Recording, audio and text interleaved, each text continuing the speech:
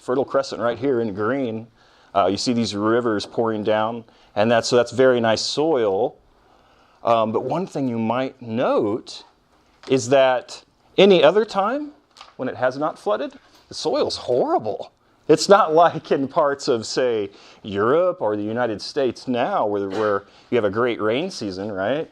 And you have great soil almost all the time unless you abuse it. No, these guys are dependent upon the flood season, for the soil that would sit on the top of their horrible soil for a little while. And then you could plant on that. So it was actually, even though the soil was very rich, it was very limited in terms of resources. Cool. And aside from Sumeria, what is the other place that we're talking about as an early civilization? Egypt, right, is our other early one. This is actually a picture, a representation of city life in in Sumeria, in Mesopotamia. Hopefully all those locations aren't too confusing, I hope. And we have this basic structure here. What is this called? Ziggurat. It's your basic architectural shape. When we talk about mass labor and huge building projects, that's probably the first shape you're going to get in societies all over the globe in this early civilization where they're dependent upon mass organization. In other words, you have really powerful priests, really powerful kings who organize labor, whether they're slaves or they're just regular farmers. It changes on the culture. But if you think in Sumeria, like right here, and we look at these same basic structures, you find them in Egypt. Where else do you find these structures? South America, all over South America, And South America hasn't touched the African continent for a very, very long time, since Pangea, or as some say, Pangaea. So how is it they all ended up with the same basic shape in their early phase of civilization? How is that? Ancient aliens aren't needed for a pyramid. It's just a basic shape. Because it requires so many resources, unlike a Greek temple or a Roman temple or a modern skyscraper, there's a lot of hollow stuff in modern buildings in Greek and Roman. But this is actually labor intensive. All that work that goes into it to create a stable shape, to create a ziggurat or pyramid shape, that's just your base is big and your top is narrow. That's your most stable shape. The most stable shape you can have. So hopefully that makes sense. It wasn't until urban technologies evolved that we have things like arches. Arches and columns, they create hollow spaces so people can actually use these, If you think this is all hollow in here and they're just chambers and rooms, you're mistaken. There are tunnels and pits in it, but not a lot of hollow stuff is going on here. On the top and in the little palaces at the top, that's where people live. That's where the priests live in their temples, that sort of thing. This simply elevates leadership. Of course, if the floods come one year and they're especially high, you're not going to get into that ziggurat structure. Most of it is, clay, and that's dirt, clay, if you're in Sumeria. You get more stone in Egypt with these shapes. But yeah, most of this is filled in. In other words, if we look at this and we think in medieval terms, we would see a castle and we're like, oh yeah, these are all hollow. And they all have rooms in them, and wood, scaffolding, and floors, but they're not quite advanced enough yet. Now let's look at their homes. I like homes like this. You still see some in the Mediterranean, actually. There's a major opening at the top. People spend a lot of time on the rooftop. But there's not an easy entrance from the outside. A lot of times you have to take a ladder and get in through the top in some of these early structures. A lot of these had courtyards that were completely protected by walls. That's ubiquitous in Mediterranean places. Why would they have an entrance and exit at the top, you think? There are several reasons. Flooding, all right, he said that. Yeah, flooding, right? So flood season, right? Flood's not gonna get into this, and it has to go pretty high just to flood your house, These windows are up fairly high, And of course, that's the other thing, it's protection. In some places you might have wild animals. Sumeria was rather isolated. They probably didn't have a lot of scary things coming after them. Yeah. So also think of climate. This would give you a sunroof and airflow, but wouldn't bring in a whole lot of sunlight. Remember, in a house, the heat rises. So a lot of our modern homes come to a point, and we have a half floor at the top, or an attic, where we have a slope. And it's always really hot in those rooms. It's really, really hot in upper floors in modern homes, because they don't have a hole at the top. Heat needs to be able to escape to have a nice, cool house. So there's a big, hole there for heat to escape, instead of a big hole at the bottom for heat to get in. right? They probably didn't understand thermodynamics at the time, but they knew it through experience, over time. So some fascinating stuff. And you answer the question, what are components of early civilization? Organized labor? Thank you. And it's always good to tie that with the annual flood season and the fact that they're unique in that they have an annual flood season. So it's a bunch of farmers who have to be organized because they have such a high population and they're pretty much a city environment and they have to feed everybody and create wealth for the leader. They have to pretty much be organized. It's such a sort of primitive version of civilization that they don't have advanced things like record keeping on each household, or trade unions, or all those intermediaries. And that has to do, you can always tie that into the fact that they're a redistributive economy. In other words, all those goods have to move to the center. You have to basically, it's like one concert you have to direct to bring all those goods in and feed everyone, but you also have to create enough surplus so you can trade for other foodstuffs, in other places. Because really, you live in the middle of the desert, whether you're in Sumeria or Egypt. Organized labor is a big deal for early civilization. Matter of fact, you could say that early civilization is based on highly organized labor. Otherwise, it wouldn't be able to happen. Yes. They had to trade, of course. Why is that? So really, all they could do was grow grain and maybe some date palms. They didn't even have marble or decent rock to build things. They had to make structures out of mud brick and plant fibers. So they had to trade for things like marble, other foods aside from grain. If you had any wealth whatsoever, if you were nobility, you would probably be bringing in meat from area shepherds. But you would also be bringing in metal goods, raw resources like metal. Metal is a really big deal at this time in the fact that leaders are searching for metal deposits. So it's the beginning of the Bronze Age, and they need high amounts of copper and tin. And you have to travel quite a bit to get tin. And you have to trade with people to get your copper. So if you're going to use metal at all to make weapons, then you have to trade if you're in Sumer, and that's a good example. Aside from the agricultural, filling in the gaps of food, that sort of thing. And keep in mind that vegetable oil, a sort of vegetable oil, whether it's olive oil or what have you, is very important in Mediterranean diets and that sort of thing. And oil comes from mainly, olives for these peoples. Also seeds, you can press certain seeds and make an oil out of it. And that's just something they wouldn't necessarily have a whole lot of in Sumer, and they would have more of in other places that can grow olives. So they would have to trade. And of course, you can't trade unless you have a surplus of something else. So remember that organization ties in. You have to create a surplus of grain. You're not just feeding yourselves, but you're using that grain, you're giving it to the leader, and then the leader trades that for other stuff. The significance of the sky. The significance of writing with early civilization. You have to have writing to have civilization. That has to do with trade and organizing your labor and redistributive economies. You have to be able to write it down and keep records and create laws. Your earliest laws are fascinating because you have basically rules to keep farmers in order. And of course, that's your organized labor. Most of them had to do with digging canals correctly. You have to dig, a certain type of canal. You couldn't go over so wide. There were repercussions if you flooded your neighbor's plot. So, because remember, the farmers in Sumeria and Egypt, because the land's so limited, every square inch is used, unless nobility owns it in some sort of garden palace or something like that. For the most part, you have these square plots everywhere in Sumeria and Egypt when civilization arises.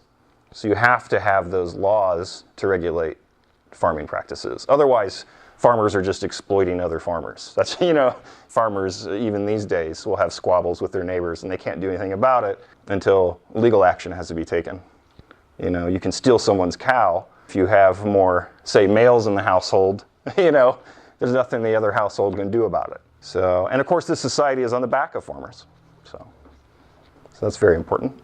Your biggest cycle is, of course, the flood season. It's an annual cycle. And you have to be intimately connected with the cycles. So not only do the farmers know a lot about, the seasons and different signs, like farmers have like what they call maybe an Indian summer or certain things they look for the planting season. But no, so not only did farmers know intimately about cycles, your priests, the structure, the magic, and the function of priests was built around watching the sky and recognizing the cycles of constellations, basically. Certain stars and planets are in certain positions in certain times of the year. So that's where we get the calendar we have today, actually. 365 days in a year, 12 months, 30 days. Same as calendar they had. Not the exact same, but same enough. That's where we get it. And so that has to do with an intimate connection to cycles. And the Sumerians were obsessed with the stars. The Egyptians were obsessed with the stars, but also the moon. They were big in the moon cycles. It tells you when it is. The distance from one new moon to another new moon is an entire cycle. And of course, they're just natural. They're nature-based cycles. But Sumeria and Egypt more so than other places because they don't worry about a rain season so much, it's the flood season. So it's actually kind of unique. It's a unique location. Most of us don't grow up in a place that has flood seasons to that degree. In the middle of the desert. It's really kind of a weird situation that you have to have. You have to have just the right amount of prosperity and just the right amount of struggle to create early civilization. Let's talk about Egypt a little bit. Now there's a special phase, and there really isn't a name for it, but it's that phase of early civilization where you don't have a lot of advanced urban structures in place, like advanced laws and regulation and bureaucracy and tax collection.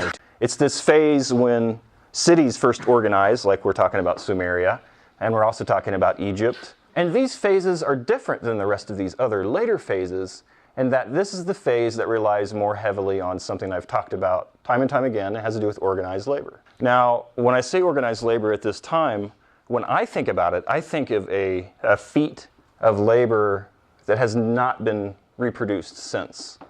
It is an organization of human beings into one pursuit, unlike any other society has ever seen. Egypt, during its Old Kingdom. It's special because these civilizations depended upon strong hierarchy from, a pharaoh or a king and the priestly caste. People need to conform. Like if you're born into a certain role, and India is like this. You're born in, not necessarily now as much, but in some places it is. But you're born into a certain role, a certain caste, say in India. So you're born into a priestly caste or some kind of laborer or a kingly caste, that sort of thing. Well, you can think in those terms with Egypt and Sumeria, Old Kingdom Egypt, is that there was a tight hierarchy. You had to do what your superiors told you to do. They would tell you when to harvest, when to plant, when to dig. And in the off-season, meaning the non-growing season, non-harvest season, they would also tell you what to do. And this is when it gets really special. In the off-season, when farmers are not digging canals and planting and harvesting, that's when the real interesting things happen with organized labor. In this short period of great organized labor, the greatest feats are accomplished. And so as society and culture advances, you don't get these great feats of architecture because of the great amount of organized labor. And so now I hope you understand how radical this idea of mass organized labor really was back then. It has not been approached since. I mean, we could say we had a great effort of labor and money going to the moon, but it wasn't your everyday laborer that contributed to that unless we're talking tax money, So we're talking farm laborers and some slave classes, serf classes, who in the off-season would build your greatest wonders of the world that still exist today. The Great Sphinx. Historians generally think it was built around 3000 BCE. Some historians are coming to terms with the idea it could be 2,000 years older than that. It might be from 5000 BCE, which means we have to rewrite Egyptian history. So in a decade or two, this will all be different. And that's okay with ancient history. We want to revolutionize history. We want the truth. So ever so often, ancient history is altered slightly. This isn't 1970s history. This is 1990s, early 2000s history. And in 10 years, we'll have a more updated version of this stuff. But probably not a whole lot will change. A lot of the stuff will remain the same. So the Great Sphinx, one of your oldest structures, actually a huge structure. Has anyone seen this in real life? So possibly 2,000 years older than the Great Pyramids. This is actually in the same location. You can see the Great Pyramids behind it just a little bit. as the Great Pyramids at Giza.